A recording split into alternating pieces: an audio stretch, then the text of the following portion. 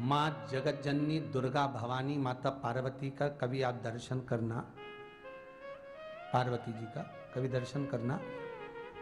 सिर पे पल्लू माता के कम मिला, यहां पल्लू लगा रहा और माता के केश खुले रहे, जगत जननी जगदम्बा के।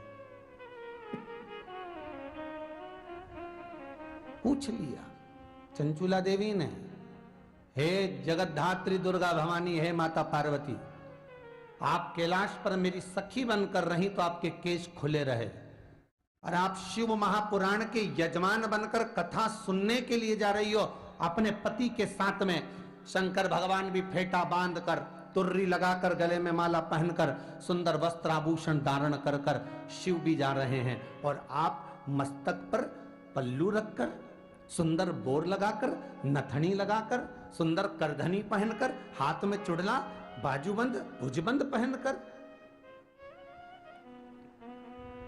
इतने आभूषण, इतने रत्न पहनकर, मस्तक को ढककर, सिर पर पल्लू लेकर आप कहां जा रही हो?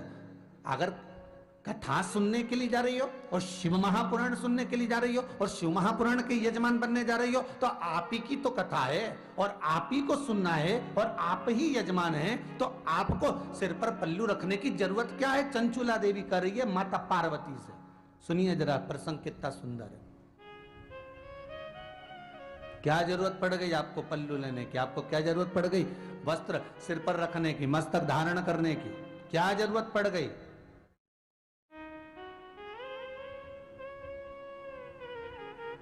मां कह रही है, चंचुला,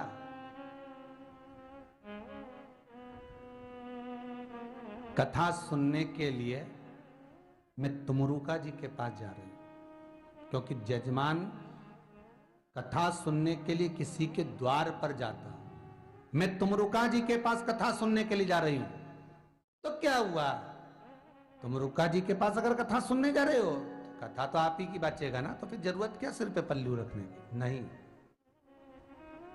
चंचुला, जब मेरे मस्तक पर अगर कोई चूनर डली होगी, सिर पर रखी होगी, तो मुझे उम्मीद है कि जिस पुराण को मैं श्रवण करूंगी वो भी किसी के मस्तक पर चूनर तो डाल ही देगी।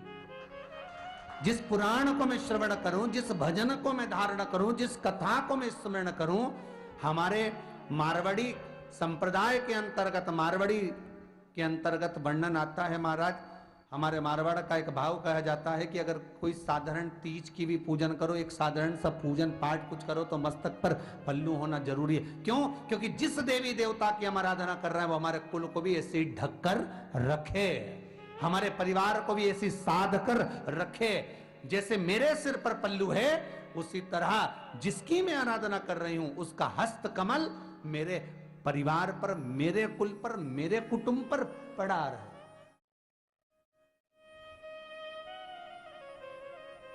चलो जाने तो अग्नि पुराण का एक चरित्र सुनते हैं, बड़ा सुंदर है महाराज।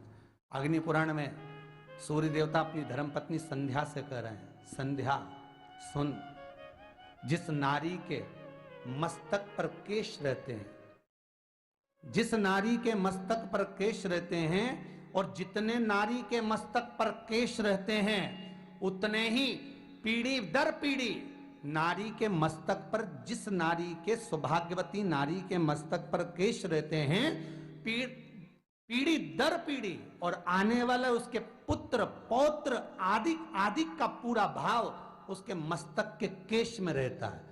जब नारी किसी पूजन में सिर ढककर बैठती है, तो नारी जिस देवता का पूजन करती है, उस देवता का आशीर्वाद उसकी उतनी पीढ़ियों पर, उतने पोते पर, उतने परिवार पर, जितने केश हैं उतनी पीढ़ी और उतने पोते और उतने परिवार पर उस देवता का हस्तकमल रखा रहता है, जितनी देर तक नारी के मस्तक पर पल्लू रहता है। उसका व्याख्यान अग्नि पुराण ने करा। कई माताएं कहती क्या होता पल्लू रखने से? चलता भी था पहले हमारे यहाँ महाराज, इतना